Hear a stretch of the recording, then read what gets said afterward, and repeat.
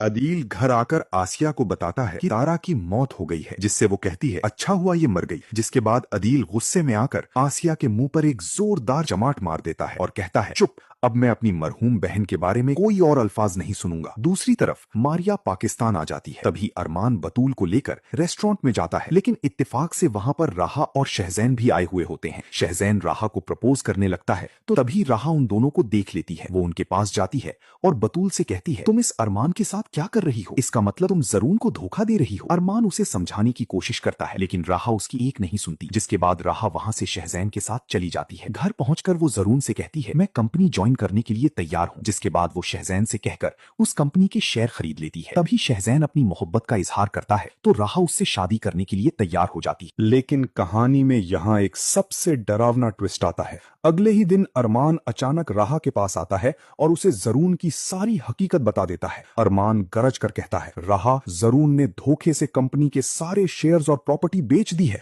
और जिस मारिया की बात मैं कर रहा था वो जरून की असली कीवी है। जरून सारा पैसा लेकर हमेशा के लिए पाकिस्तान से फरार हो रहा है। ये सुनते ही राहा के पैरों तले जमीन निकल जाती है और उसके होश उड़ जाते हैं। दूसरी तरफ जरून अपने कमरे में वीआईपी बैग में सारा कैश और टिकट्स डालकर हसीन ख्वाब देखते हुए एयरपोर्ट निकलने के लिए तैयार हो रहा होता है। लेकिन जैसे ही वो दरवाजा खोलता है, सामने अपनी पहली बीवी मारिया को जिंदा देखकर उसके होश उड़ जाते हैं। मारिया गुस्से में आग बबूला होकर आगे बढ़ती है और जरून के मुंह पर एक ऐसी जोरदार चमाट मारती है कि जरून पीछे जा गिरता है। मारिया चीख कर कहती है तुमने मेरा और बतूल दोनों का हक मारा है, अब तुम्हारा खेल खत्म। तभी पीछे से अरमान और राहा भारी पुलिस फोर्स के साथ वहां दाखिल हो जाते हैं। पुलिस फौरन आगे बढ़ती है और भागने की कोशिश करते हुए जरून को ऑन द स्पॉट हथकड़ी लगाकर घसीटते हुए हवालात में डाल देती है। अपना सारा लालच मिट्टी में मिलता देख और अपने जवान बेटे जरून को हथकड़ियों में पुलिस के डंडे खाते देखकर वसीम को इतना गहरा सदमा लगता है कि वो अपना दिल पकड़कर जमीन पर गिर जाता है। वहीं दड़दड़कर वसीम की डरावनी मौत हो जाती है। इनका लालच इन्हें हमेशा के लिए तबाह कर देता है। इन सब धोखेबाजों के खात्मे के बाद अरमान राहा को हिफाजत से वापस घर लेकर आता है। अदील अंकल को जब पता चलता है कि अरमान ने ना सिर्फ कंपनी बचा ली बल्कि जारून को उसके अंजाम तक पहुंचा दिया, तो वो खुशी से रोते हुए आगे बढ़ते हैं